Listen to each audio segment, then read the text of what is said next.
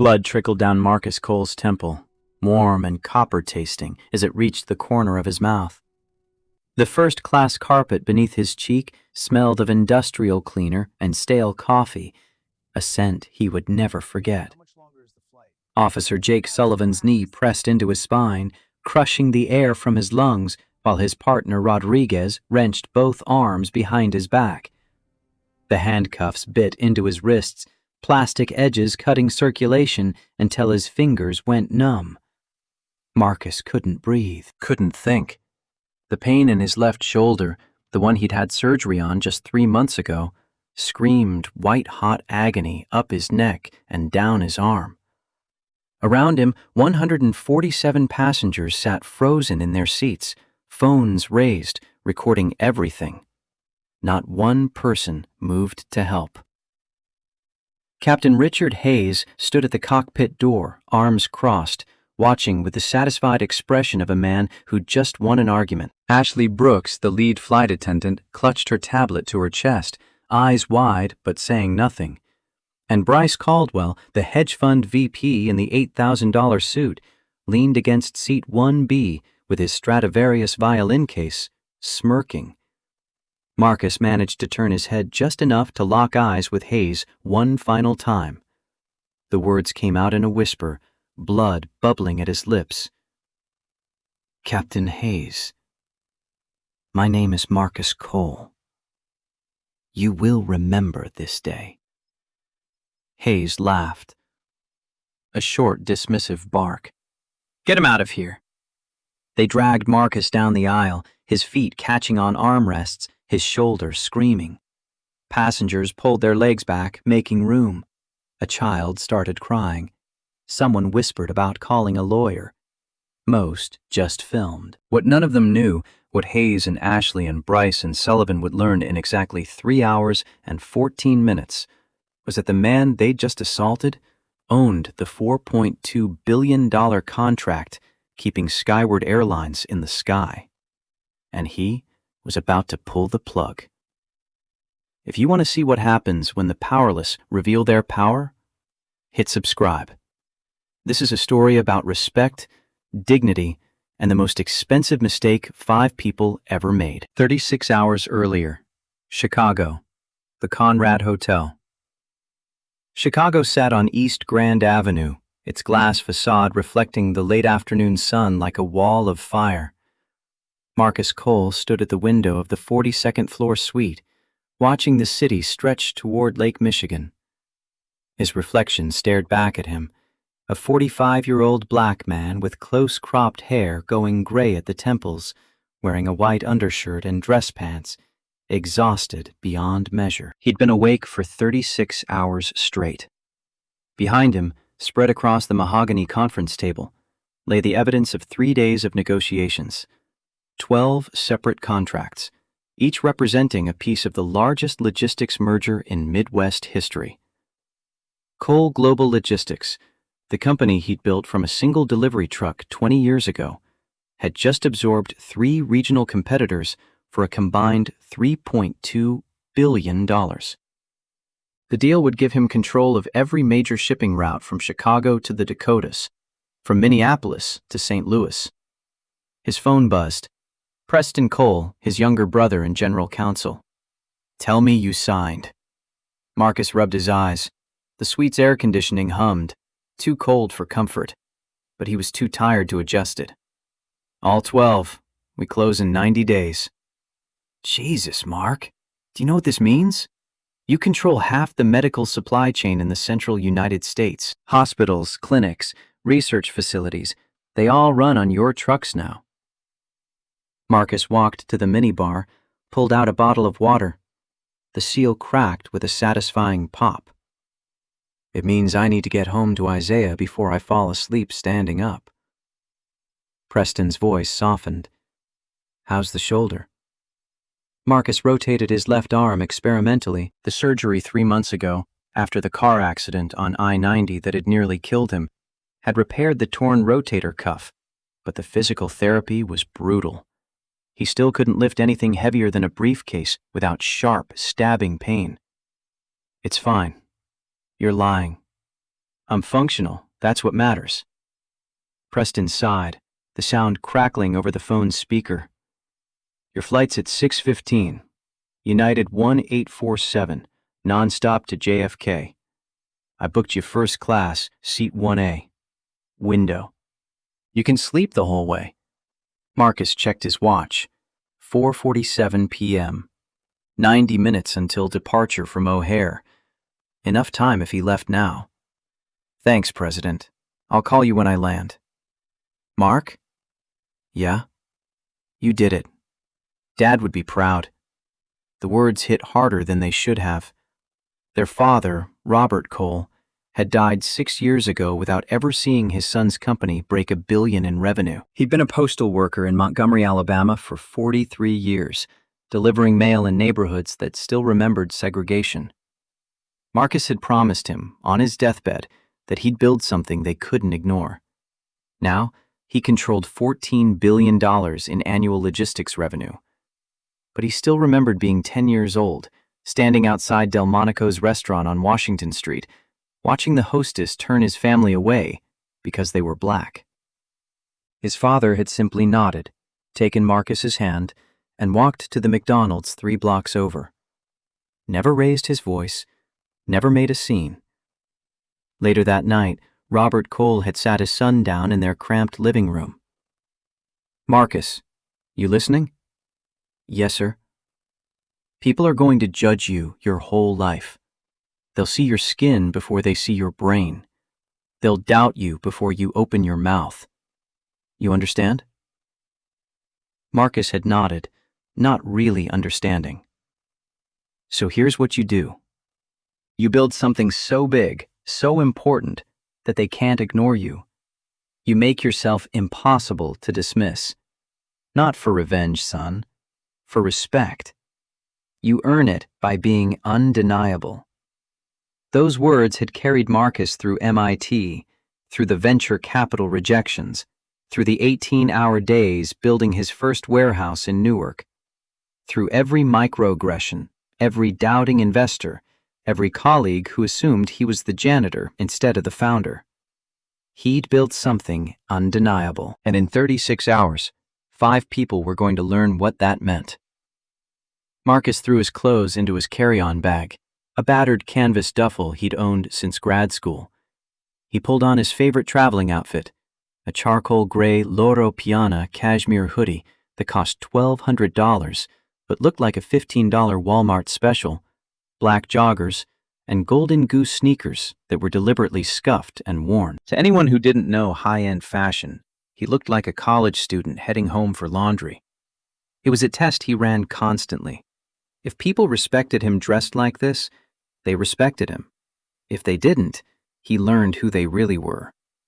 He checked out of the Conrad at 5:03 p.m., tipped the valet $20, and climbed into the back of a black Suburban. The driver, a woman named Patricia, who'd worked for his company's executive transport service for 7 years, glanced in the rearview mirror.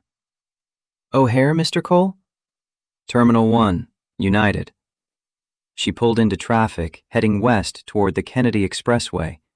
Chicago's rush hour was already building, a river of brake lights stretching toward the airport.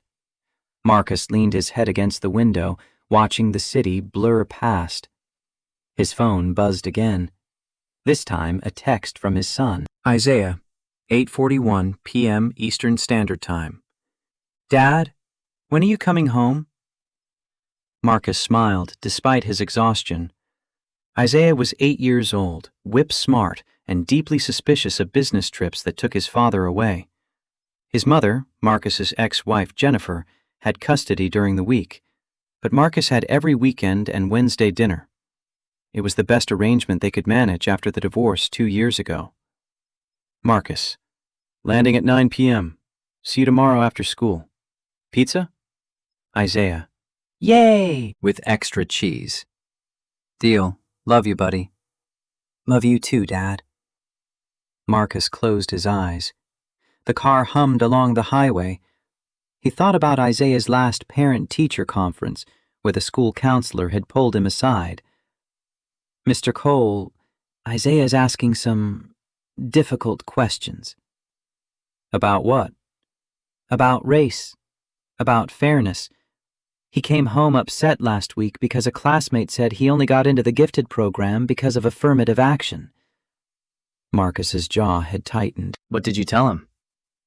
I told him that test scores speak for themselves, but he's aware of things, Mr. Cole. He's aware of how people see him. Marcus had gone home and found Isaiah in his room, reading a book on aerodynamics. The kid wanted to be an aerospace engineer, maybe work for NASA someday. Marcus had sat on the edge of the bed. Isaiah, you know why I work so hard? Because you like building stuff. That's part of it. But the other part is so that you don't have to prove yourself twice, so that when you walk into a room, people see your brain before they see anything else. I'm building you a ladder, buddy. You're going to climb higher than I ever could. Isaiah had looked at him with those serious 8-year-old eyes. Dad, do people treat you different because you're black? Marcus had paused, weighing honesty against protection. Sometimes, but I don't let it stop me. And neither will you. Now, stuck in Chicago traffic, Marcus wondered if that was true. If he was really building a ladder or just a thicker skin. The Suburban pulled up to Terminal 1 at 5:47 p.m.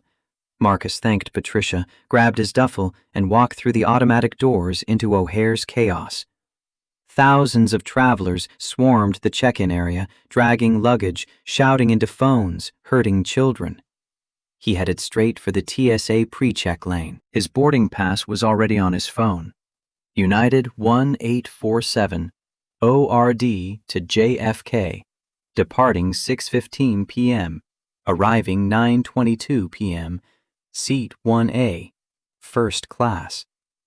$9,800 for a last-minute booking, charged to his American Express Centurion card.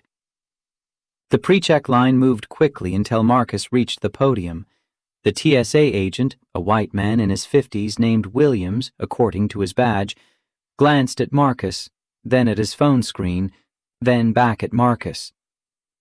ID and boarding pass. Marcus handed over his driver's license. Williams studied it for several seconds longer than necessary, eyes flicking between the photo and Marcus's face. Step aside, sir. Marcus's stomach tightened. Is there a problem? Random screening. Step aside, please. There was nothing random about it. Marcus watched 3 passengers behind him, all white, all dressed casually, walk through without a second glance. But he stepped aside. Arguing with TSA was a fight you couldn't win. A second agent, younger, approached with a tablet. Sir, I need to inspect your bag. Marcus set the duffel on the steel table. The agent unzipped it slowly, methodically, pulling out each item. 2 dress shirts, a change of clothes, toiletries, a laptop, an iPad, charging cables. He held up the laptop. What's this for? Work. What kind of work? Marcus kept his voice level. I run a logistics company. The agent's eyebrows raised, skeptical. A logistics company? Yes, what's the name? Cole Global Logistics. The agent typed something into his tablet, read whatever appeared on the screen, then looked at Marcus with an expression somewhere between surprise and suspicion. You're the CEO? I am. The agent set the laptop down, suddenly careful with it. Behind them, Williams was pretending not to listen. Business or pleasure, sir? Business. And what was the purpose of your trip to Chicago? Marcus wanted to say, why does it matter? Instead, he said what he always said. Meetings, negotiations, standard corporate operations. The agent re-zipped the duffel, handed it back. You're good to go. Have a safe flight, Mr. Cole. Marcus took his bag and walked toward the scanners. His hands were shaking. Not from fear, from the slow-burning anger he'd learned to compress into a tight ball in his chest, where it couldn't hurt anyone. 10 minutes of his life wasted because a TSA agent saw a black man in a hoodie and assumed he didn't belong in first class. He made it through the scanners without further incident, collected his belongings, and headed for the United Club lounge. His first-class ticket gave him access, and he desperately needed coffee and a quiet place to sit before boarding. The lounge entrance was tucked near gate B7.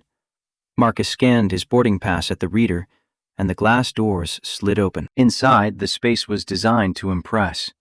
Leather armchairs, floor-to-ceiling windows overlooking the tarmac, a full bar, a buffet with hot food. Soft jazz played over hidden speakers. He walked toward the reception desk.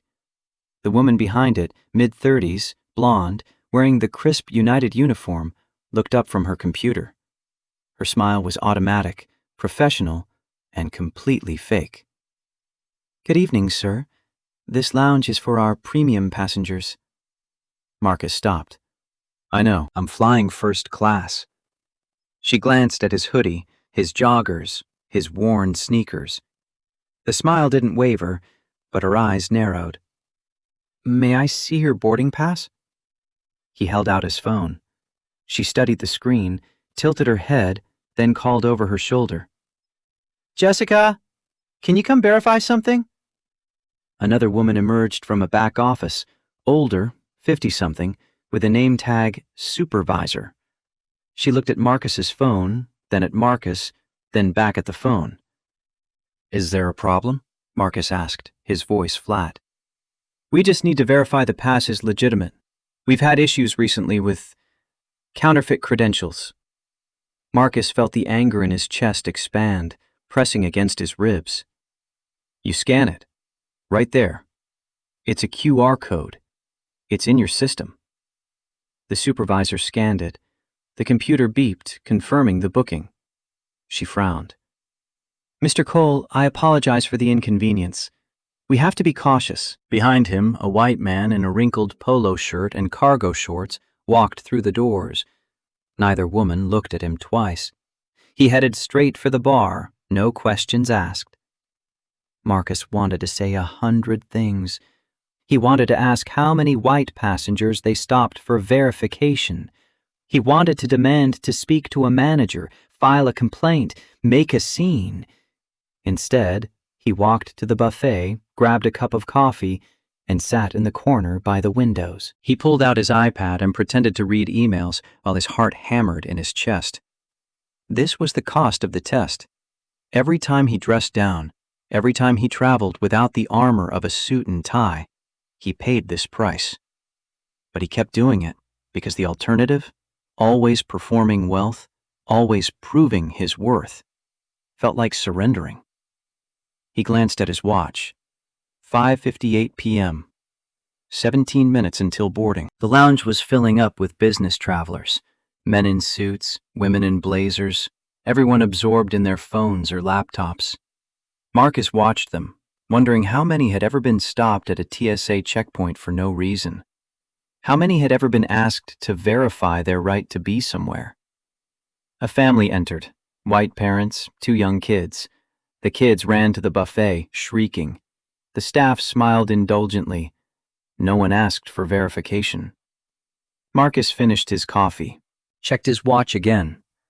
6:04 p.m. He stood, slung his duffel over his good shoulder, and walked toward the exit. The supervisor called after him, "Mr. Cole, have a pleasant flight." He didn't respond. Gate B18 was a 10-minute walk through the terminal. Marcus arrived at 6:09 p.m., just as the gate agent, a woman in her 50s named Deborah, according to her name tag, began the boarding announcement. "Good evening, ladies and gentlemen. We'll begin boarding United Flight 1847 to New York JFK shortly. At this time, we'd like to welcome our Global Services members, our first-class passengers, and anyone needing extra time." Marcus approached the podium. Deborah looked up, saw him, and her expression shifted, subtle but unmistakable. She thought he was cutting the line. "Sir, we haven't started general boarding yet. Zone 1 will be called in a moment." Marcus held up his phone. "I'm in first class, seat 1A. She blinked, took his phone, scanned it. The computer beeped. She frowned, scanned it again, then looked at Marcus with the same skeptical expression he'd seen from the TSA agent and the lounge supervisor. "Mr. Cole, just a moment, please." She picked up the desk phone, dialed an extension. "Hi, it's Deborah at B18. I need a supervisor to verify a first-class boarding pass. The system is showing—" "Yes, I know, but—" "Okay, thank you." She hung up, smiled at Marcus with that same artificial warmth. "Just verifying the ticket's authenticity. We'll have you on your way shortly." Behind Marcus, a line was forming. Passengers shifting their weight, checking their phones, muttering. A man in a business suit pushed past Marcus, approached Deborah. "I'm Global Services. Can I board?" Deborah waved him through without scanning his pass. "Of course, sir. Welcome aboard." Marcus stood there, holding his phone, feeling the eyes of 50 passengers on his back, feeling the heat rise up his neck. A supervisor arrived 3 minutes later. She scanned Marcus's pass, checked her tablet, then nodded. "Mr. Cole, my apologies for the delay. You're all set. Enjoy your flight." She didn't apologize for the assumption. She didn't acknowledge that they'd profiled him. She just smiled and moved on. Marcus walked down the jet bridge, his shoulder aching, his head pounding. He'd been awake for 37 hours. He'd closed the biggest deal of his career. He'd been stopped, questioned, and doubted 4 times in 90 minutes, and the flight hadn't even started yet.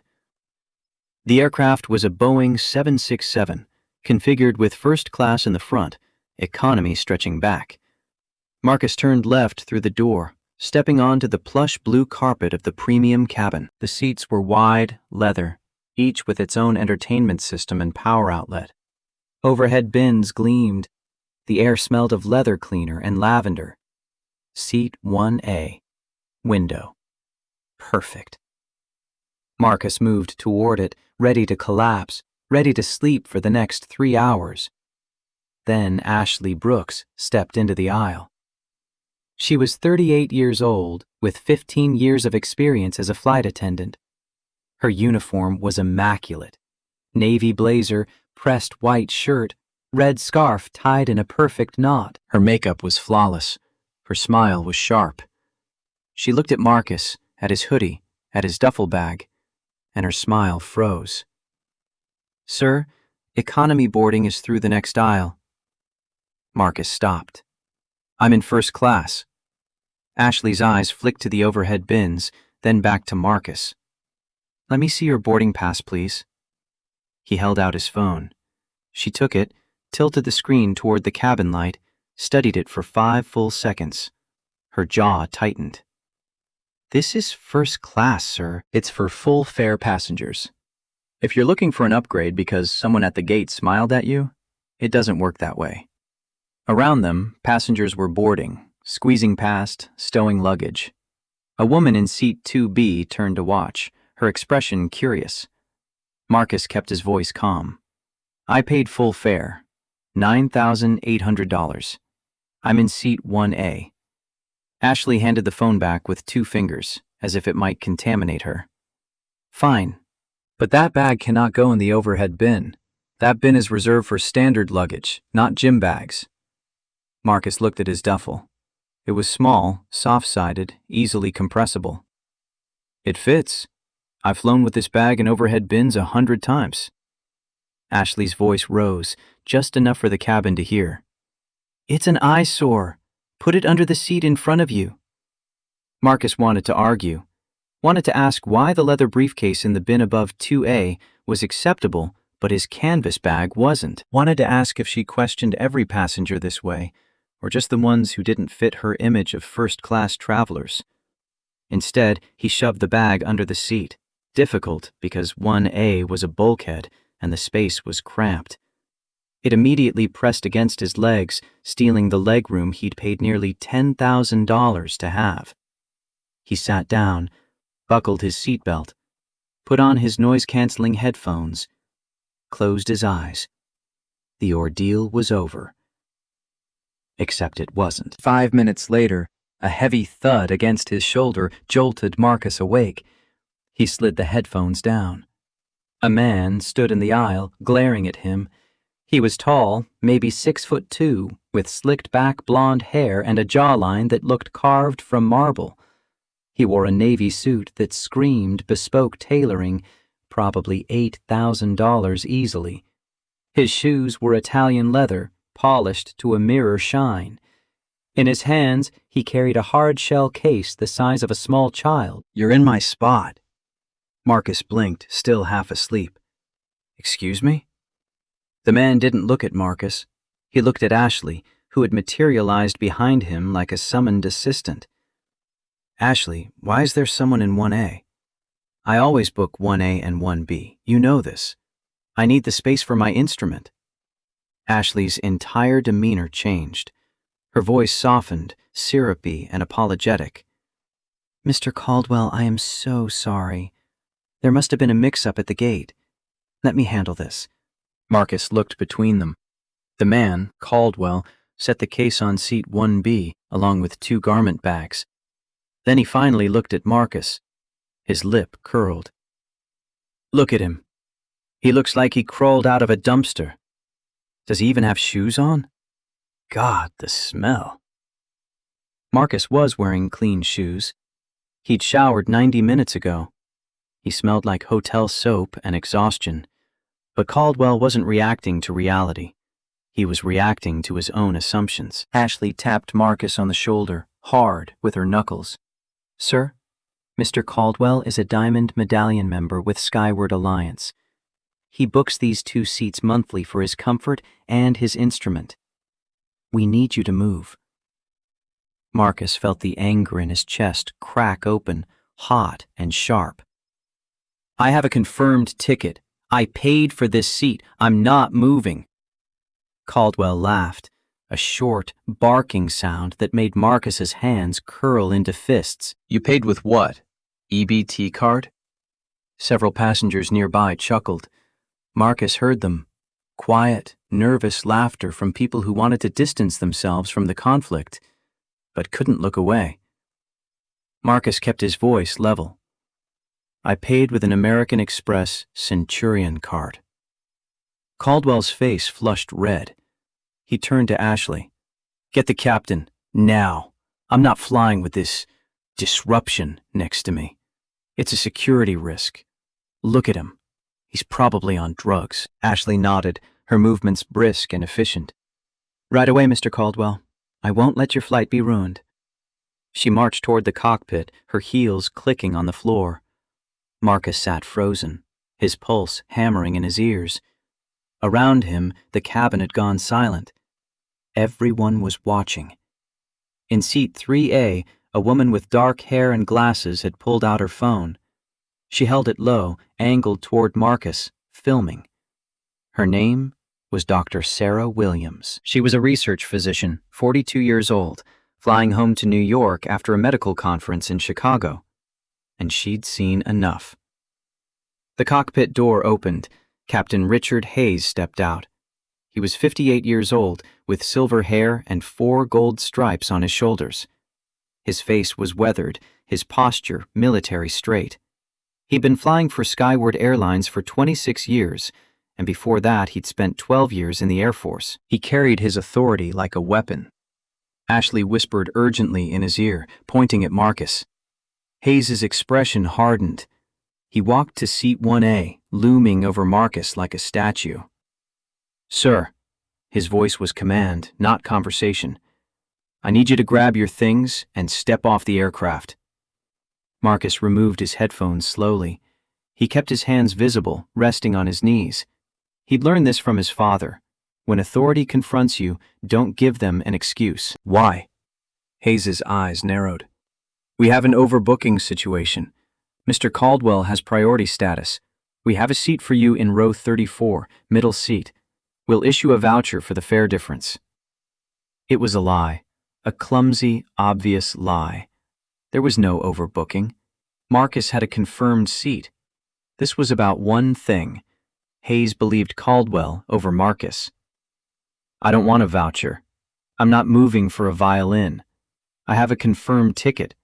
Denying me boarding at this stage, after I've already been seated, violates FAA Regulation 250.5, unless I'm a threat to safety. Am I a threat, Captain? Hayes's face turned deep red, his jaw clenched. He wasn't used to being quoted regulations by men in hoodies. You are becoming a threat by disobeying a direct order from the flight crew. This isn't a debate. This is my aircraft. You are disrupting the peace and upsetting our premium passengers. Ashley stepped forward, her voice rising. He threatened me when he boarded. He said he was going to take me down. Marcus stared at her, shocked. I said nothing of the sort. I asked to sit in the seat I paid for. Hayes held up a hand, silencing them both. I don't have time for this. Sir, this is your last warning. Leave voluntarily, or I will call airport police and have you forcibly removed. You'll be placed on the no-fly list. You'll be arrested for trespassing. Is that what you want? Marcus looked around the cabin. The woman in 3A was still filming. A young couple in 3B had their phones out too. Good. I am not moving. You are discriminating against me based on my appearance and Mr. Caldwell's preferences. This is illegal. Hayes's face went from red to purple. That's it. He turned to the gate agent hovering near the door. Call airport police. Tell them we have a belligerent passenger refusing to deplane. Level 2 threat. Level 2. That implied physical resistance. Hayes was setting Marcus up. The cabin went dead silent. The air conditioning hissed. Marcus's heart pounded so hard he could hear it in his skull. He reached up, slowly, and pressed a button on his ID badge lanyard. It looked like a decorative clip. It wasn't. It was a panic button, connected via Bluetooth to his phone, which sent an encrypted signal to Blackstone Shield Security in Manhattan. The signal included his name, his GPS coordinates, and a single word: emergency. Within 90 seconds, Preston Cole's phone would ring. Within 5 minutes, lawyers would be mobilized. Within 10 minutes, every executive at Cole Global Logistics would know their CEO was in trouble. But Marcus didn't tell Hayes any of that. He just sat there, hands visible, and waited. 10 minutes crawled by. Caldwell sat in 1B, scrolling through his phone, his knee bouncing against Marcus's leg, deliberately, aggressively. Ashley stood nearby, arms crossed, glaring. Then the heavy tread of boots echoed up the jet bridge. 2 officers squeezed through the aircraft door. The first was older, maybe 55, with tired eyes and a gut that strained his uniform. The second was younger, late 20s, bulky with gym muscle, eager. His name tag read, Sullivan. Where's the problem? Sullivan barked, his hand resting on his belt near his taser. Ashley pointed at Marcus like she was identifying a criminal in a lineup. Seat 1A. He's refusing direct orders. Intoxicated and belligerent. Sullivan looked at Marcus, saw the hoodie, the skin color, the defiance of staying seated. He didn't ask questions. He didn't check the manifest. He did the math he'd been trained to do. Captain plus flight attendant plus rich white guy, all pointing at one black man. Sir, get up. Marcus kept his voice calm. I have a right to be here. I'm the CEO of... I don't care if you're the King of England. You're trespassing on private property. Stand up, now. Marcus didn't move. Sullivan reached down, grabbed his arm, the bad shoulder, and yanked. The pain was instant, blinding, white-hot. Marcus gasped, flinched. Don't touch me! Resisting! Sullivan shouted. He wrenched Marcus out of the seat, twisting his arm behind his back. The shoulder joint screamed. Marcus felt something tear, something deep in the muscle that hadn't fully healed. My shoulder! I just had surgery! Should have thought of that before you resisted. The older officer, Rodriguez, grabbed Marcus's other arm. Together, they forced him forward, bending him over the armrest. The handcuffs came out, plastic zip ties that bit into his wrists, cutting off circulation. Marcus's duffel fell from under the seat, spilling clothes and his tablet onto the floor. "My bag! Leave it!" Hayes shouted. "Get him off my aircraft!" They dragged Marcus down the aisle. His feet caught on armrests, his head slammed into a seatback. He tasted copper, blood from where his temple had split open against the edge of 1A's headrest. Caldwell kicked the spilled bag out of his way. "Have fun in jail, trash!" Marcus didn't fight. Fighting would give them the excuse to tase him, to slam him into the floor, to escalate until someone got seriously hurt. So he let them drag him, let them humiliate him, let every passenger see. As they reached the aircraft door, Marcus managed to turn his head one last time. He locked eyes with Captain Hayes, who was straightening his tie, looking satisfied. "Captain Hayes," Marcus said, his voice cutting through the noise. "My name is Marcus Cole. Remember that." Hayes smirked. "Get him out of here." They shoved Marcus onto the jet bridge. The air was colder, industrial. Sullivan pushed him against the wall, checked his pockets, pulled out his phone and wallet. "Marcus Cole," Sullivan read from the driver's license. "Yeah, right. And I'm Denzel Washington," Rodriguez snorted. They marched him up the ramp toward the terminal. Behind them, through the windows, Marcus could see passengers in the aircraft watching, phones raised. He didn't cry. He didn't scream. He just counted. 90 seconds since he pressed the panic button. Preston would have the alert by now. 2 minutes. Blackstone Shield would be calling. 3 minutes. Lawyers mobilizing. And somewhere in Dallas, in the data center that housed Cole Global Logistics servers, a system administrator would soon receive a very specific encrypted command. Protocol Icarus. The command that would shut down every single logistics system supporting Skyward Airlines operations. Crew scheduling, fuel tracking, baggage handling, flight planning. All of it ran on Marcus's infrastructure, and he was about to pull the plug. The holding cell at Terminal 3 was painted institutional beige, 10 feet by 10 feet, with a metal bench bolted to one wall. Sullivan shoved Marcus inside and slammed the door. The lock clanked shut with a sound like a prison gate. Marcus sat on the bench, shoulder throbbing, wrists raw from the zip ties they'd finally cut off. Blood had dried on his temple, sticky and uncomfortable. His phone and wallet were gone, bagged as evidence. But his panic button had done its job, and in exactly 2 hours and 43 minutes, Captain Richard Hayes, Ashley Brooks, Bryce Caldwell, Officer Jake Sullivan, and Regional VP Victoria Hartwell were going to learn what it meant to humiliate the wrong person. Marcus closed his eyes, took a slow breath, and waited for the world to catch fire. The holding cell walls pressed in like a vice. Marcus sat on the metal bench, head tilted back against cold concrete, breathing through the pain radiating from his shoulder. Every inhale felt like broken glass scraping his lungs. The zip tie marks on his wrists had turned purple, twin bracelets of burst capillaries. Sullivan's boots echoed in the hallway outside, pacing. Through the reinforced window, Marcus could see him talking to Rodriguez, both men laughing about something. Probably him. Marcus checked the cheap plastic runner's watch on his right wrist, the one item they hadn't confiscated because it looked worthless. 6:43 p.m. 28 minutes since they'd dragged him off the plane.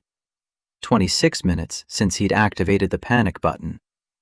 Preston would have mobilized the entire legal team by now. Blackstone Shield would have his GPS coordinates. And somewhere in Newark, New Jersey, in the climate-controlled fortress that housed Cole Global Logistics' primary data center, a very specific fail-safe protocol was about to execute. Marcus had built that protocol 3 years ago, after a supplier tried to strong-arm him during a contract negotiation by threatening to cut off service. The supplier had assumed Marcus was dependent, Trapped. They'd learned otherwise when he activated backup systems and switched to a competitor within 48 hours, leaving them with a $10 million hole in their quarterly revenue. The lesson stuck. Never be dependent on anyone who doesn't respect you. Protocol Icarus was the nuclear option, the command that would sever every single digital connection between Cole Global Logistics and Skyward Airlines.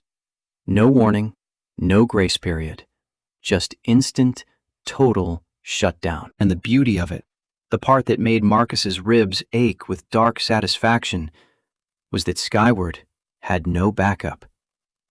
3 years ago, when they'd signed the contract, they decommissioned their legacy systems to save money. Everything ran on Marcus's infrastructure now. Crew scheduling, fuel optimization, baggage tracking, maintenance logs, flight planning. Without it, Skyward Airlines was a fleet of expensive lawn ornaments. The door to the holding area banged open. Sergeant Michael Kowalski walked in, carrying a clipboard and a styrofoam cup of coffee that smelled burnt. He was mid-50s, with a gut that strained his uniform and eyes that had seen too many drunk passengers and missed too many family dinners. He glanced at Marcus through the window, frowned, then walked to Sullivan. "You processed this guy yet?" Sullivan shrugged. "Waiting on the system, running his info now. Should pop any minute." "What's the charge?" "Trespassing, disorderly conduct, resisting arrest."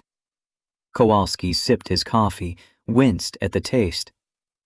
"He got a lawyer?" "Didn't ask for one.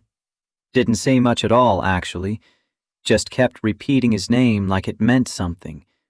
Marcus Cole." Sullivan snorted. Probably watched too many cop shows. Kowalski's radio crackled. A voice, female, urgent. "Sergeant Kowalski, you have a call on the red line. Mayor's office, priority 1. Kowalski's eyebrows shot up. The red line was reserved for emergencies, bomb threats, VIP incidents, federal investigations.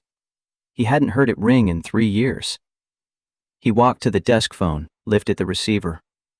"Precinct 4, Sergeant Kowalski." The voice on the other end was Commissioner Denise O'Malley, and she sounded like she was chewing glass. "Do you have a prisoner named Marcus Cole in your custody?" Kowalski glanced through the window at Marcus, who sat motionless on the bench, eyes closed. Yes, ma'am. Arrested about 30 minutes ago. Disorderly conduct on—" "You idiot!" The volume was so loud, Sullivan heard it from 6 feet away. Kowalski jerked the phone away from his ear. "Ma'am, that is Marcus Cole, CEO of Cole Global Logistics. Do you understand what that means? Do you have any idea who is screaming at the mayor right now? The governor.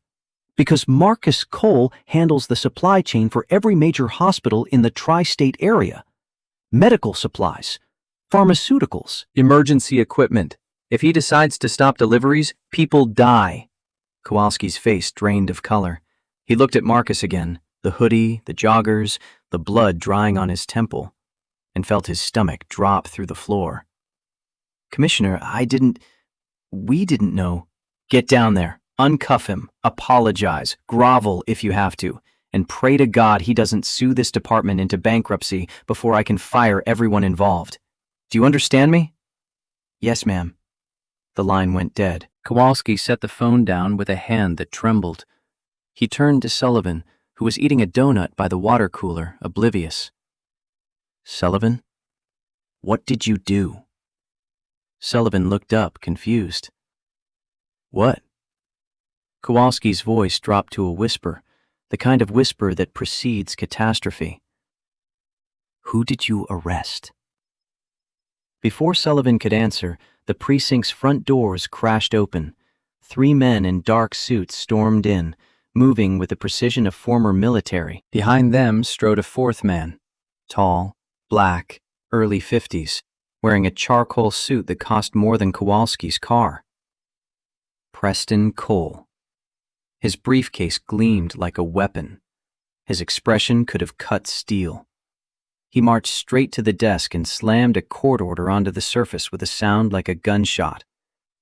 "I am here for my client, Marcus Cole, and God help every single one of you if he has so much as a scratch on him." Sullivan's donut fell from his hand, hitting the floor with a soft splat.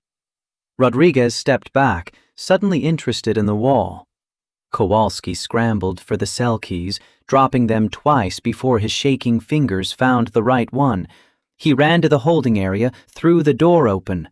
Marcus was still on the bench, watching him with eyes that held no fear, no anger, just cold, patient calculation. "Mr. Cole, there's been a terrible mistake. We didn't know." Marcus stood slowly, favoring his injured shoulder. His voice was quiet, almost gentle. "You didn't know I was powerful. If I were a teacher or a nurse or a janitor, would it still be a mistake? Or would it just be procedure?" Kowalski had no answer. His mouth opened and closed like a fish drowning in air. Preston appeared in the doorway, his face softening microscopically when he saw Marcus. "Mark, you okay?" "Get me my phone, Preston, and get me out of here. We have work to do."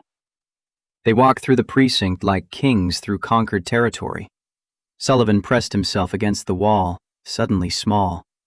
Rodriguez wouldn't meet Marcus's eyes. The desk sergeant fumbled with the evidence bag, hands shaking as he returned Marcus's phone, wallet, and keys. Marcus took them without a word. He walked past Sullivan, paused, turned. The hallway fell silent. "Officer Sullivan, you broke my shoulder. I'm going to break your career. Then I'm going to break your pension. Then I'm going to make sure you never wear that badge again." Sullivan's face went white. His lips moved, but no sound came out. Marcus walked out into the terminal. The fluorescent lights hurt his eyes. Travelers rushed past, oblivious, dragging suitcases and hurting children. Normal people having normal days.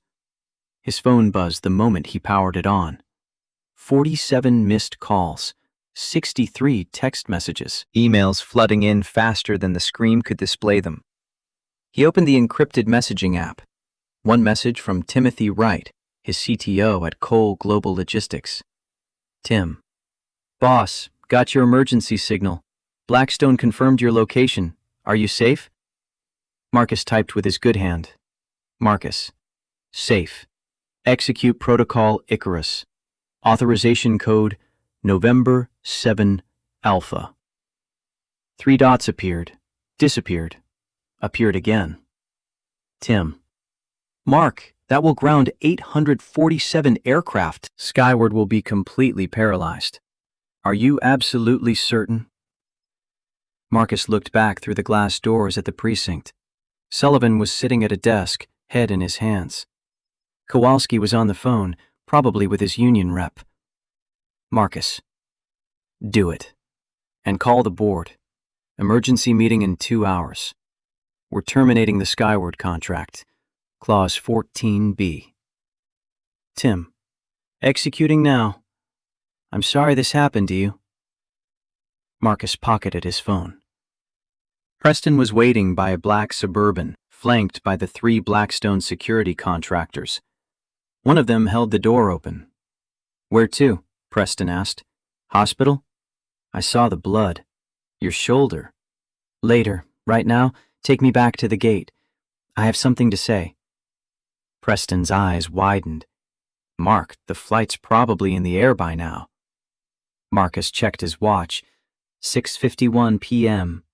Flight 1847 had been scheduled to depart at 6:15. But delays happened. Weather, mechanical issues, gate conflicts. He pulled up the United app on his phone, typed in the flight number, UA1847 ORD to JFK. Delayed. New departure 7:20 p.m., gate B18. Marcus smiled. It was not a warm expression. "They're still here. Let's go." The Suburban tore through O'Hare's service roads, emergency lights flashing. Preston made calls in rapid succession to the legal team, to the board of directors, to the FAA liaison who owed him a favor. Marcus sat in the back seat, watching Chicago blur past through tinted windows, his mind running calculations. Skyward Airlines operated 847 commercial aircraft across North America.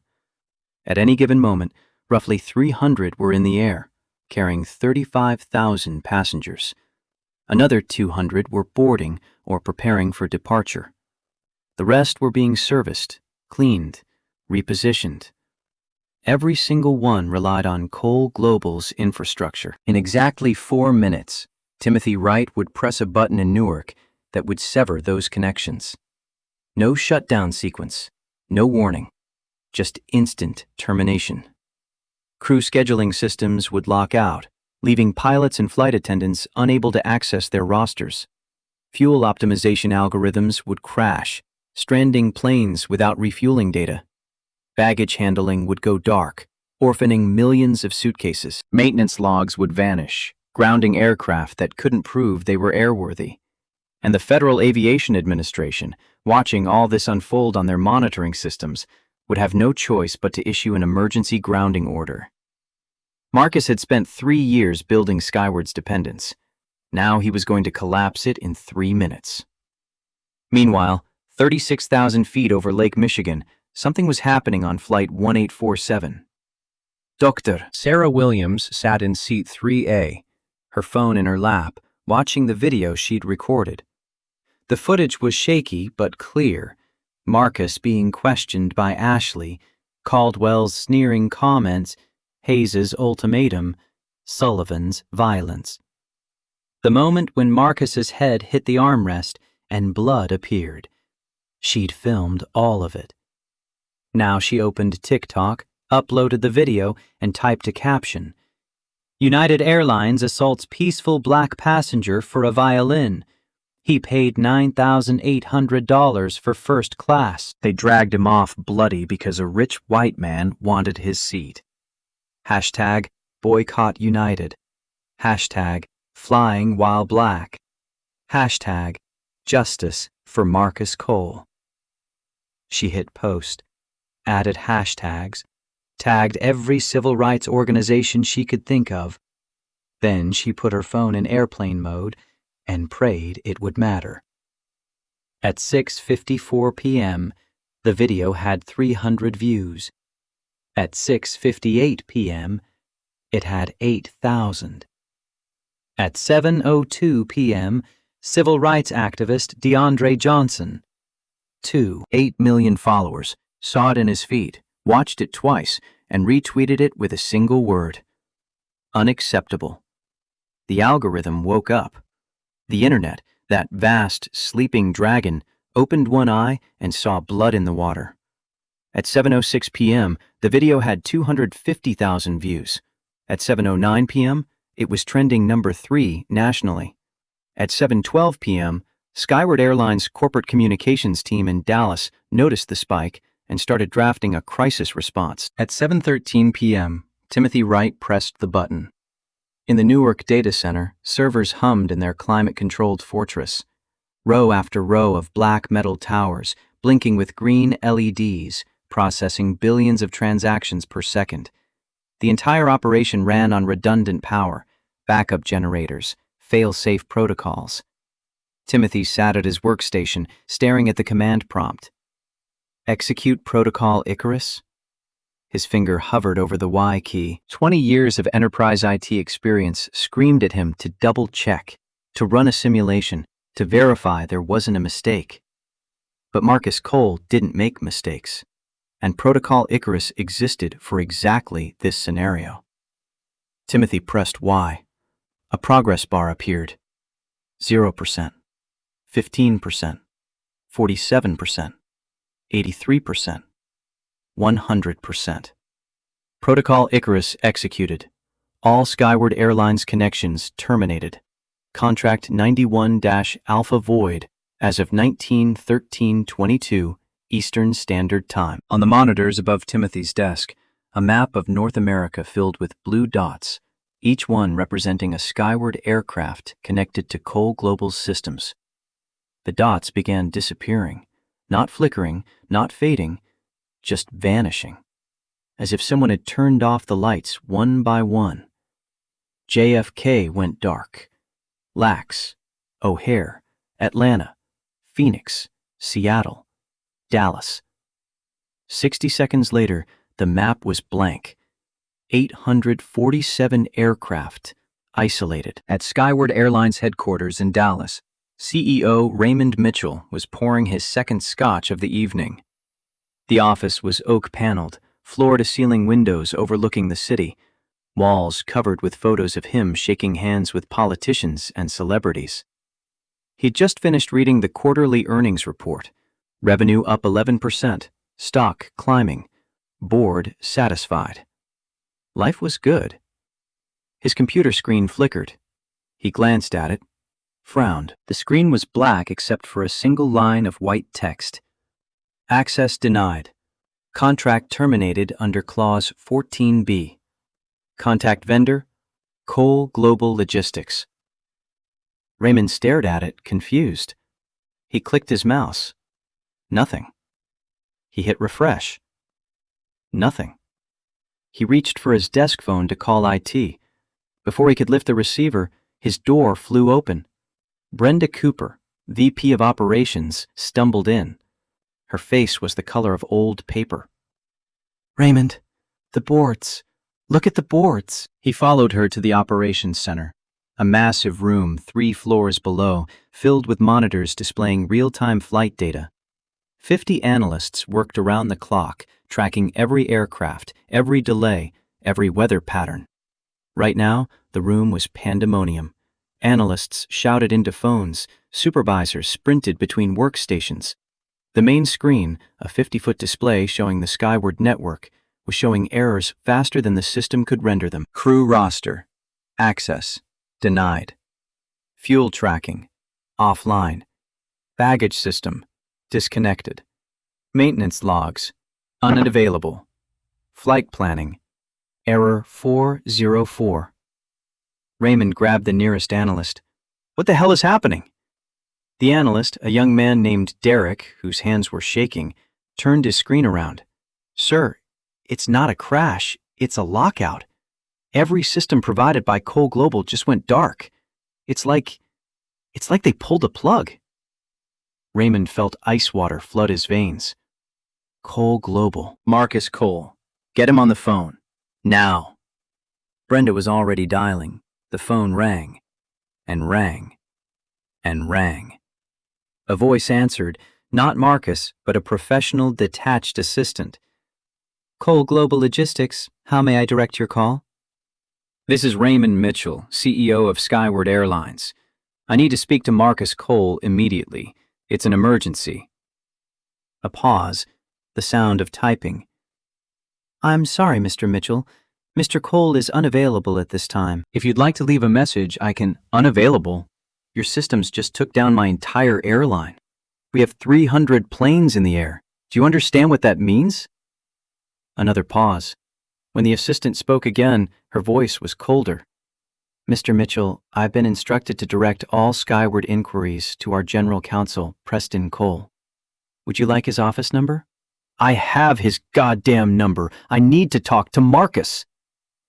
"Mr. Cole is unavailable. Have a pleasant evening." The line went dead. Raymond hurled the phone across the room. It hit the wall, shattered into plastic shards. Brenda's own phone rang. She answered, listened, and her face went even paler. "Raymond, it's the FAA. They're ordering us to ground the fleet." At 7:14 p.m., the Federal Aviation Administration's Air Traffic Control System Command Center in Warrenton, Virginia, detected anomalies across the Skyward network. 300 aircraft in flight reporting system failures. 200 on the ground, unable to access departure clearances. The duty manager, a career FAA official named Gerald Patterson, made the call. "Issue an emergency grounding order for all Skyward Airlines aircraft, effective immediately. Aircraft currently in flight are to land at the nearest suitable airport. No departures until systems are restored and verified airworthy. At 7:16 p.m., the order went out. On flight 1847, still sitting at gate B18, delayed for mechanical issues that were really software issues that were really Marcus Cole issues, Captain Hayes's radio crackled. Skyward 1847, this is O'Hare Ground. You are ordered to return to the gate and deplane all passengers. FAA emergency grounding. All Skyward flights nationwide. Hayes stared at the radio like it had just spoken Martian. Ground, say again? All Skyward flights grounded.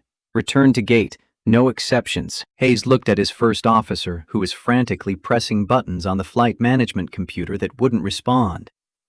What the hell is going on? Ashley Brooks appeared in the cockpit doorway. Captain, the passengers are getting restless. We've been sitting here for an hour. When are we? We're not taking off. FAA just grounded us. Ashley blinked. Grounded? Why? They didn't say. In seat 1B, Bryce Caldwell was on his third glass of champagne, feeling victorious. He'd gotten his seat. The troublemaker was gone. Justice, in his view, had been served. His phone buzzed.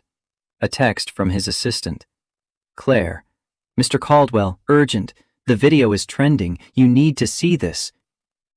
Bryce frowned, opened Twitter. The video was pinned at the top of his feed. He watched himself sneer at Marcus, watched himself say, EBT card, watched himself kick the bag. The comments below were a tidal wave of fury. At Justice Watch. Is this the guy who assaults women for legroom? At Civil Rights Now. Bryce Caldwell, VP at Morgan Stanley. Let's make him famous. At Boycott Racists. I hope his violin keeps him warm when he's unemployed. Bryce's hand started shaking. He scrolled down. More comments. Thousands of them. His name, his employer, his photo. Another text from Claire. Claire, Morgan Stanley's PR team is calling. They want to talk to you ASAP. Then another. Claire, Mr. Pemberton, CEO, wants you in his office first thing tomorrow. Then another. Claire, never mind. They just sent a termination notice. I'm so sorry, Bryce. Bryce dropped his phone. Around him, passengers were murmuring, checking their own devices. Someone gasped. Someone else laughed, a short, bitter sound. A woman in seat 3C turned around, looked at Bryce, and her eyes went wide with recognition. Oh my God, that's him. From the video. The cabin went silent. 40 pairs of eyes turned to stare. Bryce wanted to disappear, wanted to crawl under the seat, wanted to scream that it wasn't his fault, that the guy had been in his seat, that he'd had every right. But the eyes kept staring, and somewhere in that crowd, someone whispered two words that would follow Bryce Caldwell for the rest of his life. Racist trash. Marcus's Suburban pulled up to Terminal 1 at 7:18 p.m. Preston's phone had been ringing non-stop. Reporters, board members, FAA officials, Skyward executives begging for a callback. Marcus ignored all of it. He walked through the terminal like a man possessed, shoulder aching, temple still crusted with dried blood, heading straight for Gate B18. The gate area was chaos. Passengers crowded the desk, shouting at the gate agents. Families with crying children, business travelers demanding answers. A man in a wheelchair parked in the corner, looking exhausted. Marcus scanned the crowd. No sign of Hayes or Ashley. But the flight was still here, still connected to the jet bridge. He walked down the ramp. Preston followed, flanked by the Blackstone contractors. At the aircraft door, a junior flight attendant, young, nervous, not Ashley, tried to stop them. Sir, this flight is closed. Preston held up a badge. Blackstone Shield Security. Authorized by federal aviation law to access aircraft in emergencies. We're conducting an investigation. Step aside. The attendant stepped aside. Marcus entered the cabin. The first-class section fell silent. Passengers looked up from their phones, their complaints dying mid-sentence. Hayes emerged from the cockpit, saw Marcus, and froze. Marcus was no longer wearing the hoodie and joggers. Preston had brought a navy suit jacket, crisp and tailored, that transformed him from victim to executive in seconds. The blood on his temple was now a badge of evidence. The sling on his shoulder was proof. Marcus walked to the front of the cabin. His voice carried, quiet but absolutely clear. Captain Hayes, my name is Marcus Cole. I am the chairman and CEO of Cole Global Logistics. He pulled out his phone, displayed a screen showing the contract termination. Your airline operates 847 aircraft. Every single one relies on my company's infrastructure for operations. Crew scheduling, fuel tracking, baggage handling, flight planning, all of it. Hayes' face drained of color. As of 1913 Eastern Standard Time, 4 minutes ago, I terminated our contract under Clause 14B, gross violation of ethical conduct. Your systems are offline. Your fleet is grounded, and it will stay grounded until you understand something very important. Marcus stepped closer. Hayes backed against the cockpit door. You assaulted me because you thought I was nobody. You believed a rich white man over a black man in a hoodie without checking a single fact. You violated federal aviation regulations. You ordered my arrest based on lies. And you did it because you thought there would be no consequences. The cabin was silent enough to hear breathing. You were wrong. FBI agents appeared in the doorway, 2 of them, badges out, faces grim. Captain Richard Hayes, you're under arrest for assault and deprivation of civil rights under color of law. Ashley Brooks, same charges. You have the right to remain silent. Ashley materialized from the galley, face white, hands trembling. I was just doing my job. He was disruptive. He paid $9,800 for a seat you tried to steal. You lied about him threatening you. You conspired with Captain Hayes to remove him illegally, and you did it because of the color of his skin. The FBI agents moved forward.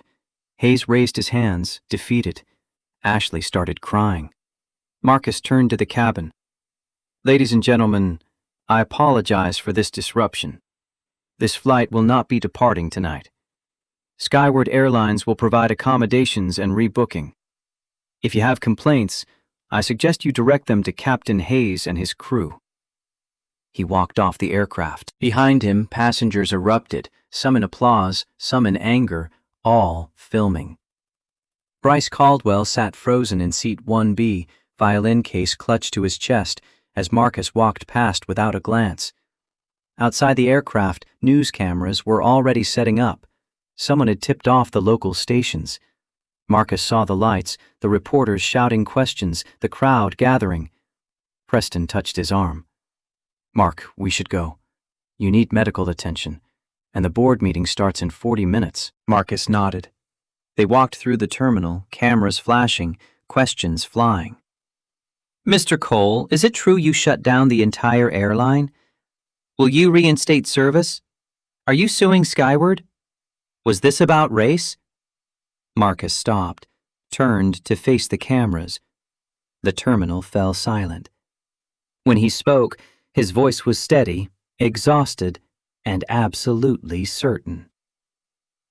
I built a $14 billion company because I believed that respect is earned through excellence. Tonight, I learned that some people will never give respect, no matter what you achieve. They'll see your skin before they see your credentials, your clothes before your character, your appearance before your humanity.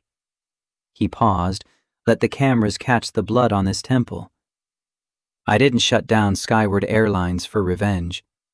I shut it down because 47 people before me filed complaints about the same discrimination, and they were all ignored. Because if I don't use my power to demand accountability, then every person who comes after me will suffer the same treatment. Another pause. The silence was absolute. Real power isn't sitting in first class. It's making sure everyone, regardless of race, wealth, or appearance, gets treated with basic human dignity. That's not negotiable. That's not up for debate. And if Skyward Airlines can't understand that, then they don't deserve to fly. He turned and walked away, leaving the reporters scrambling, the cameras recording, the internet exploding. By 8 p.m., the video of Marcus's statement had been viewed 1.2 million times. By 8:30 p.m., it was trending #1 worldwide. By 9 p.m., Skyward Airlines stock had dropped 41%. And in a holding cell at O'Hare, Officer Jake Sullivan sat on a metal bench staring at his hands, wondering how his shift had ended with him facing federal charges and the end of his career. He'd broken Marcus Cole's shoulder. Marcus Cole was about to break everything Sullivan had ever built. The reckoning had only just begun. The Cole Global Logistics boardroom occupied the 48th floor of a glass tower in Lower Manhattan, with views stretching from the Brooklyn Bridge to the Statue of Liberty. 23 chairs ringed a table carved from a single piece of Brazilian walnut, a gift from a logistics partner after Marcus had saved their company from bankruptcy during Hurricane Sandy. Tonight, only 17 chairs were filled. The missing 6 belonged to board members who'd had the wisdom to recuse themselves from what was about to happen. Marcus sat at the head of the table, still in the navy jacket Preston had given him, his left arm now properly immobilized in a medical sling. A physician had examined him in the car ride from O'Hare to Teterboro Airport, where a chartered jet had brought him home in 90 minutes. Torn rotator cuff, re-aggravated. 4 weeks minimum recovery, possibly surgery if the inflammation didn't subside. The physician had recommended immediate hospitalization. Marcus had declined. Preston stood at the presentation screen, pulling up financial documents. The other board members, a mix of venture capitalists, former Fortune 500 executives, and industry specialists, watched with expressions ranging from concern to barely concealed satisfaction. At 1913 Eastern Time, we executed Protocol Icarus pursuant to CEO authorization.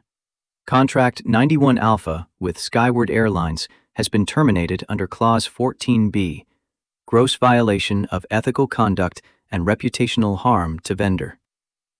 Preston clicked to the next slide. A map of the United States dotted with blue markers representing grounded aircraft. As of 2100 hours, Skyward Airlines has 847 aircraft on the ground. 317 were diverted mid-flight to alternate airports. 530 were prevented from departing. The FAA has issued a nationwide grounding order pending system restoration and safety verification. One board member, Patricia Owens, former CEO of a major shipping conglomerate, leaned forward. What's our exposure, Preston? Legal liability? Contract penalties? Regulatory consequences? 0. The contract explicitly grants us termination rights in cases of ethical violations. Skyward's assault of our CEO, captured on video and witnessed by 147 passengers, constitutes material breach. Our attorneys have reviewed every clause. We're bulletproof. Another board member, James Rutherford, a venture capitalist who'd funded Marcus's Series B round 14 years ago, cleared his throat. What about reinstatement? Skyward's going to beg. They'll offer concessions. Are we considering terms? All eyes turned to Marcus. He'd been silent for the past 20 minutes, listening, processing. His shoulder throbbed with each heartbeat, a metronome of pain keeping time with his thoughts. He could feel the exhaustion pulling at him, 40 hours without sleep, but his mind was crystalline clear. They'll offer money first. Triple the contract value, probably. 5-year extension, stock options. Whatever their board thinks will close the deal fast. Heads nodded around the table. Basic negotiation theory. Start with the thing you value most and assume your opponent values it equally. We're going to refuse. The room went silent. Patricia's eyes narrowed. Mark, that contract represents $4.2 billion in guaranteed revenue over 5 years. If we walk away completely, we're not walking away. We're renegotiating from a position they've never experienced before. Skyward Airlines made a choice tonight. They chose Bryce Caldwell's comfort over basic human decency. They chose Captain Hayes' authority over federal regulations. They chose their own assumptions about who deserves respect over reality. Marcus stood, walking to the windows. The city stretched below, millions of lights against the darkness. Money is easy. Money doesn't change behavior. You know what changes behavior? Consequences that hurt more than the pocketbook. Preston pulled up another slide, a list of demands prepared during the flight from Chicago. Contract reinstatement terms, Preston began. Point 1. Immediate termination of Captain Richard Hayes, Ashley Brooks, and Regional VP Victoria Hartwell. Fired for cause, no severance packages, no non-disparagement agreements. Point 2. Mandatory bias training for all customer-facing employees, administered quarterly by an independent third party. Non-compliance results in immediate contract suspension. Point 3. Creation of an independent passenger rights oversight board. 5 members, majority from civil rights organizations. They review all discrimination complaints and have binding authority to impose penalties. Point 4. Contract rate increase from $4.2 billion to $12.6 billion over 10 years. Exclusivity clause extended. Early termination penalty, $8 billion. Patricia whistled low. Mark, they'll never agree to that. The rate. I'm trying to make sure that when my son Isaiah flies on an airplane 15 years from now, he doesn't get dragged off because someone assumes he doesn't belong. And if Skyward won't pay that price, there are 6 other airlines who will. The vote was unanimous, 17-0. At 10:47 p.m., Preston sent the terms to Skyward's general counsel via encrypted email. At 10:51 p.m., Raymond Mitchell's phone rang. 72 hours later, Marcus sat in a different conference room, this one in Dallas, inside Skyward Airlines headquarters, surrounded by photographs of smiling flight attendants and gleaming aircraft that currently couldn't fly. Across the table sat Raymond Mitchell, looking like he'd aged a decade in 3 days. His eyes were bloodshot, his suit rumpled, his hands trembling slightly as he signed document after document. Beside him, Skyward's general counsel, a sharp-eyed woman named Rebecca Torres, reviewed each page with the grim efficiency of someone performing triage on a patient who might not survive. Brenda Cooper, the VP of Operations, sat at the far end, staring at nothing. She tried to minimize the crisis in the first 12 hours, suggesting they settle quietly and move on. The board had relieved her of duties 48 hours ago. Preston sat next to Marcus, 3 lawyers flanking them, each with their own stack of documents. The room smelled of stale coffee and desperation. Raymond signed the final page, set down his pen, and looked at Marcus with the expression of a man who'd just mortgaged his soul. The board approved everything. Hayes, Brooks, Hartwell. Terminated as of 0800 this morning. The Oversight Board will be operational within 60 days. Training protocols begin next month. And the contract... He couldn't finish the sentence. The numbers were too painful. Marcus slid a tablet across the table. On the screen, a command prompt waited. When you're ready, I'll restore your systems. Every aircraft will be operational within 30 minutes. Your IT team has been briefed on the new protocols. We've also upgraded your security architecture at no additional cost. Raymond stared at the tablet like it was a live grenade. Why? After everything, why help us at all? Marcus met his eyes, and when he spoke, his voice carried the weight of 45 years of fighting to be seen. Because I don't want revenge, Raymond. I want accountability. I want systematic change. I want every black child who boards one of your planes to be treated with the same respect you'd show a billionaire. That's not charity. That's basic humanity. And if you can't provide that, then you don't deserve to operate. He tapped the screen. The command executed. In data centers across the country, connections reestablished. Green lights flickered on. Systems hummed back to life. 847 aircraft reborn. Raymond's phone started buzzing immediately. Operations managers reporting that systems were online, gates opening, crews accessing their schedules. "Thank you," Raymond whispered, and it sounded like a prayer. Marcus stood, gathering his documents. Preston and the legal team followed. At the door, Marcus paused. "One more thing. The passenger from seat 3A, Dr. Sarah Williams, she filmed everything. She posted it. She made sure the world saw what happened. Find her, thank her, and give her lifetime platinum status. People who stand up for strangers deserve recognition." Raymond nodded, making a note. "And Bryce Caldwell? He's your problem, not mine. But I'd suggest you add him to your no-fly list. Men who treat people like garbage don't deserve the privilege of your service." 6 months later, the consequences had multiplied like fractures spreading through ice. Officer Jake Sullivan stood in Federal District Court, Southern District of Illinois, wearing an orange jumpsuit that replaced his uniform.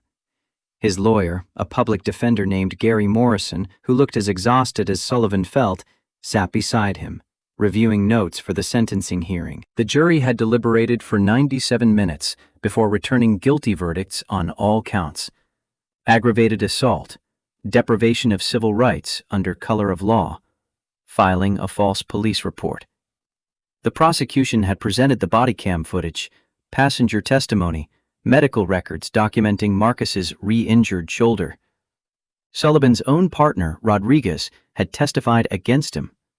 The betrayal still burned. Judge Patricia Hernandez, a 62-year-old former civil rights attorney appointed to the bench by the previous administration, reviewed the pre-sentencing report. Her expression gave away nothing. "Mr. Sullivan, you have the right to make a statement before sentencing. Do you wish to do so?" Sullivan's lawyer whispered urgently, "Stick to the script. Show remorse. Ask for leniency."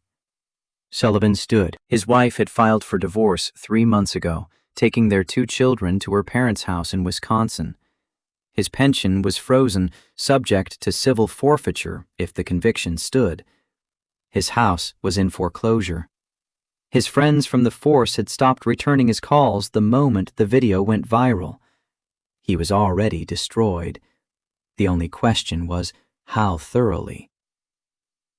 "Your Honor, I made a mistake. I should have asked more questions. I should have verified the situation before using force. I let my training and my assumptions override my judgment. I'm sorry." It was the statement his lawyer had written. It was probably the right thing to say, but Sullivan didn't believe a word of it, because in his core, he still thought he'd done his job correctly. Captain Hayes had called for backup. The passenger had refused to comply. The use of force was justified. The fact that the passenger turned out to be a billionaire CEO didn't change the fundamentals. It just meant Sullivan had been unlucky enough to target someone with the power to fight back. Judge Hernandez seemed to read his thoughts. Her eyes hardened. "Mr. Sullivan, the pre-sentencing report indicates you've shown minimal remorse and continue to justify your actions. The psychologist notes that you view yourself as a victim of circumstance rather than an aggressor who violated a man's constitutional rights." She set down the report. "This court disagrees. You had multiple opportunities to de-escalate. You chose violence. You filed a false report claiming Mr. Cole resisted arrest when video evidence clearly shows he complied with every instruction. You broke his shoulder while he was begging you to stop, and you did all of this because you made assumptions about who he was based on the color of his skin." Sullivan's knees went weak. The federal sentencing guidelines recommend 60 to 72 months.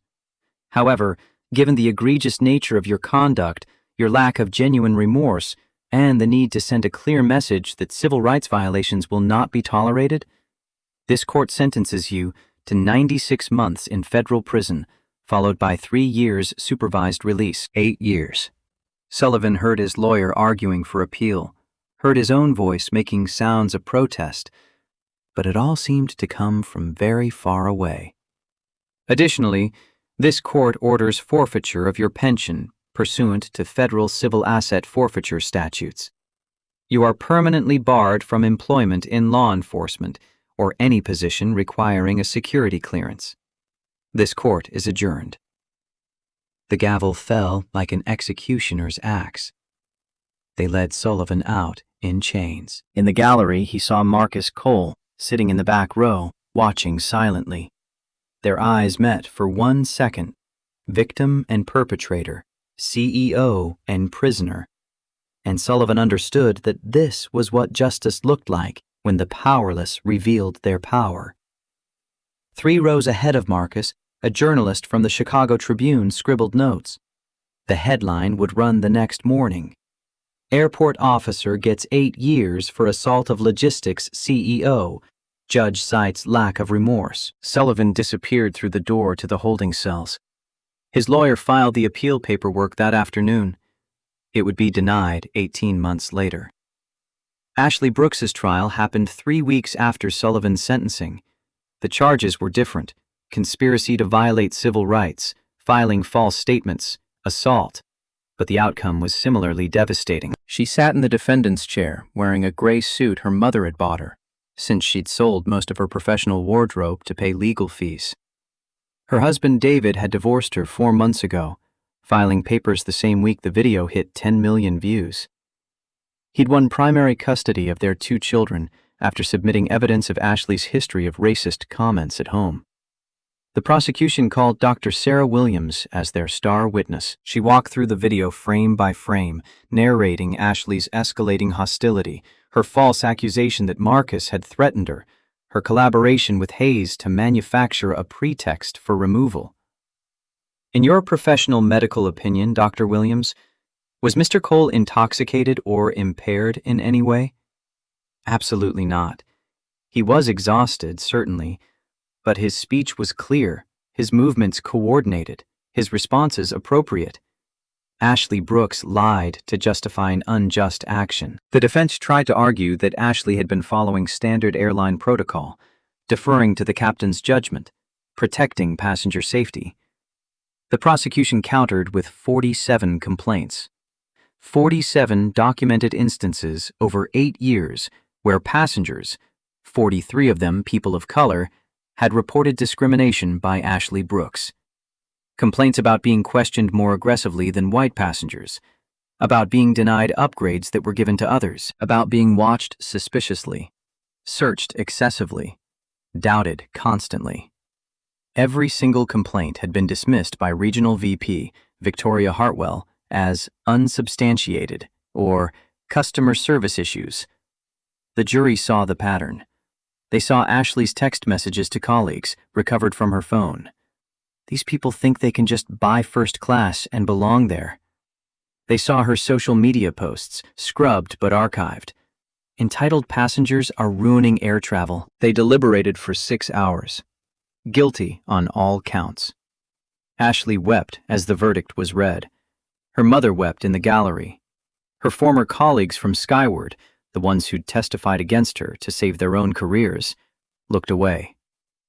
Sentencing came 2 weeks later. 5 years federal prison, suspended to 4 with good behavior. $2 million in fines and restitution, a sum she'd never be able to pay. Permanent ban from employment in the transportation industry. As the marshals led her away, Ashley looked back at the gallery one last time. She found Marcus sitting in the same spot he'd occupied during Sullivan's sentencing, watching with that same quiet intensity.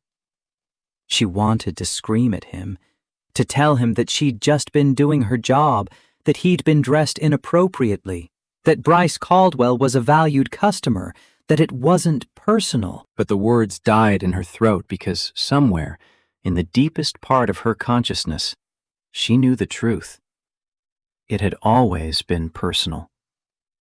Every complaint she'd dismissed, every assumption she'd made, Every time she'd seen skin color before credentials. It had all been personal. And now she was paying the price.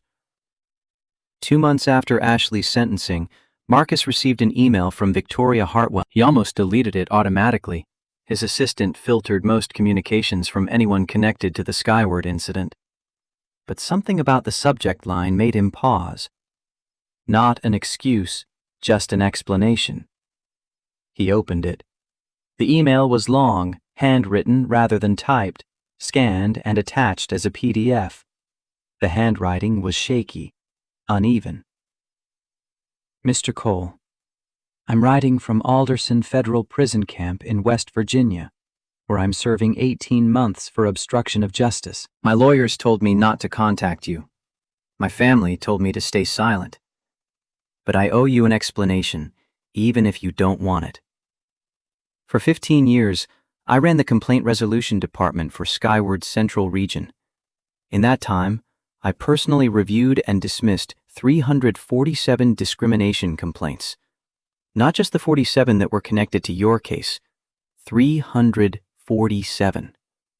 I told myself I was protecting the company, that passengers exaggerated, that our employees deserved the benefit of the doubt, that lawsuits were expensive and settlements were easier than investigations. I was wrong. Every complaint I dismissed was a person I failed. Every pattern I ignored was a system I enabled. I built a culture where people like Ashley Brooks and Richard Hayes could act with impunity because they knew I'd cover for them. I can't undo that. I can't give back the dignity I took from 347 people. But I can tell you this. The independent oversight board you demanded is working. In the 6 months since its creation, they've investigated 89 complaints. They've found merit in 62 of them. They've imposed fines, suspended employees, changed policies. They're doing the job I refused to do. I'm not asking for forgiveness. I don't deserve it. I'm just asking you to know that your fight mattered, that the consequences you imposed are creating the change you demanded. Respectfully, Victoria Hardwell. Inmate number 47839-112. Marcus read the email 3 times, then he forwarded it to Preston with a single note. File this with the case records. She's right. She doesn't deserve forgiveness. But she deserves to know that accountability isn't the same as cruelty. It's just justice, finally arriving. Captain Richard Hayes never went to prison. His case was different. Assault charges were harder to prove when he hadn't personally laid hands on Marcus. But the consequences found him anyway, slower and more insidious than incarceration. The FAA revoked his pilot's license permanently at a hearing where Marcus testified for 90 minutes about Hayes' failure to verify facts, his discriminatory assumptions, his abuse of authority. The hearing officer, a career aviation safety specialist named Thomas Brennan, had listened to the body cam audio 3 times. Captain Hayes, you told Mr. Cole that his aircraft was your aircraft and that you were the law. This demonstrates a fundamental misunderstanding of your authority and responsibilities. Commercial pilots are entrusted with lives based on judgment, not ego. You exercised neither. License revoked, appeal denied. 26 years of flying, erased. Hayes tried to transition to flight instruction. The FAA ban extended to that too. He tried consulting for aviation safety firms. His name triggered Google alerts that brought up the video within seconds. He tried moving to a different industry entirely, logistics, trucking, anything that valued his leadership experience. But the video followed him everywhere. Potential employers would research his background and find the headlines. Pilot orders assault of black CEO. Captain's racism grounds airline. Richard Hayes, the face of aviation discrimination. 18 months after his termination, Hayes was driving a school bus in suburban Cleveland for $19 an hour.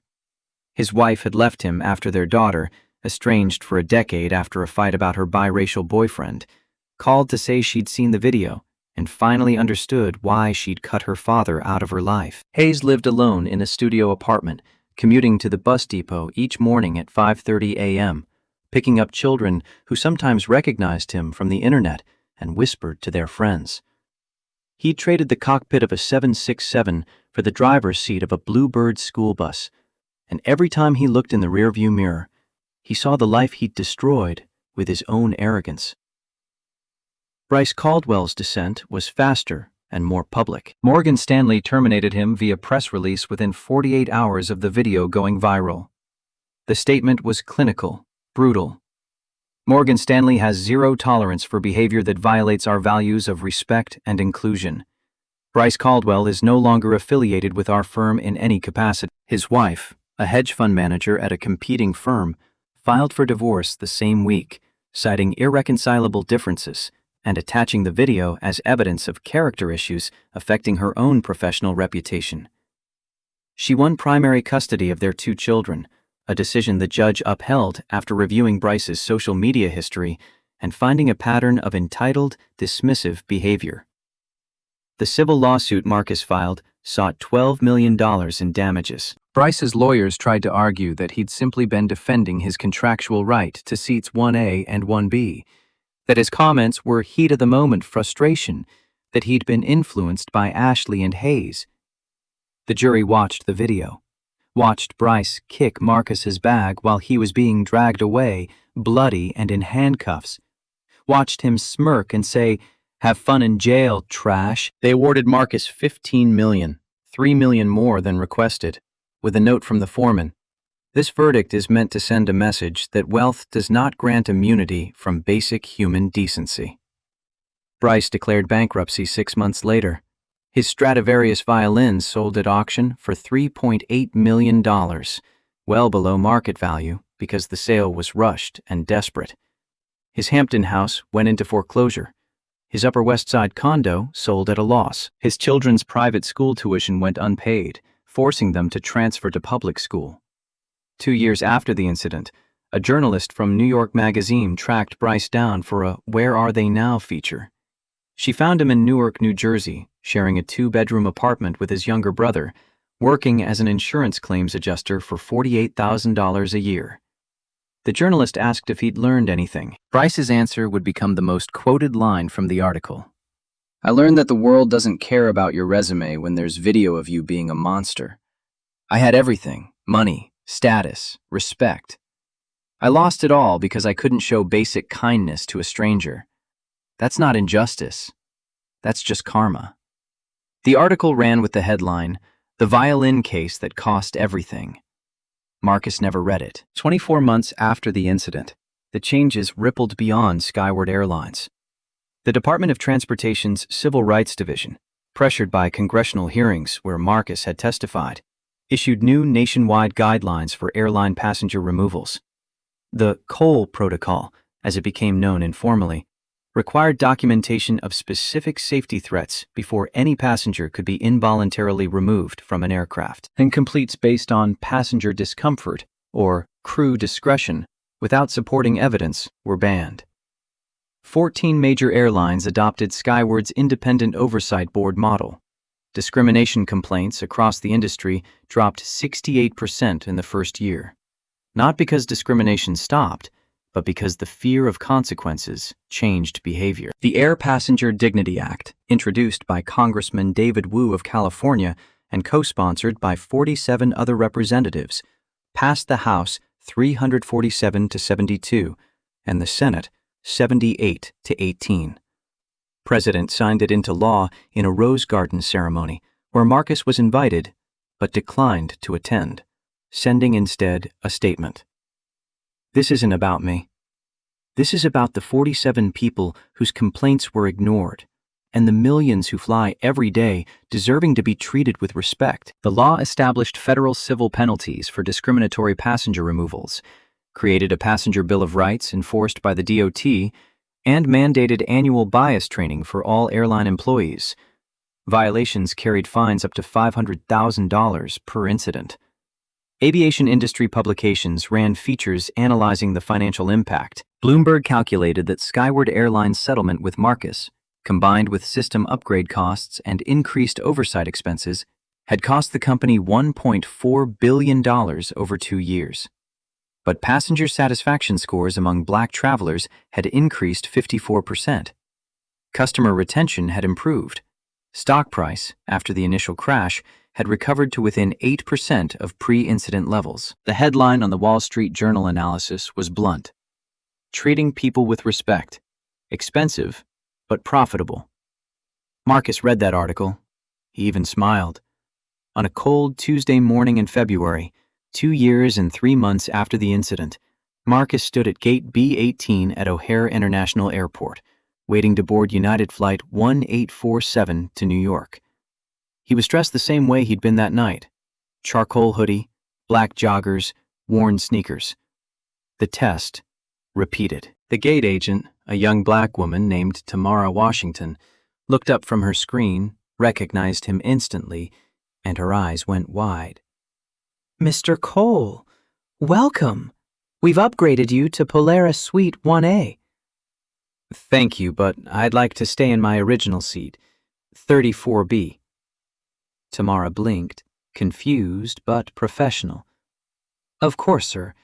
Let me just note that in the system. You'll board with Group 1. Marcus waited as other passengers lined up. A family with small children, Business travelers checking their phones, college students heading home. And then he saw him. Terrence Johnson, 22 years old, black, wearing a Howard University hoodie that was nearly identical to Marcus's. He was traveling on a budget ticket, economy middle seat, nervously clutching his boarding pass. Marcus watched as Terrence approached the gate, as the agent scanned his pass, as she frowned. "Sir, there's a flag on your reservation. Just one moment." Terrence's shoulders tensed. Marcus saw it, the same defensive posture he'd worn that night, the anticipation of being doubted, questioned, searched. But Tamara was pulling up a different screen, reading something, and her expression changed to delight. "Mr. Johnson, it looks like you've been upgraded to first class, seat 1A, courtesy of our passenger advocacy program. This is based on your customer loyalty and clean travel record. Congratulations." Terrence stared at her. "First class? There must be a mistake." "I'm a student. I can't afford." "It's complimentary, sir. Part of our new equity initiative. Enjoy your flight." She handed him a new boarding pass.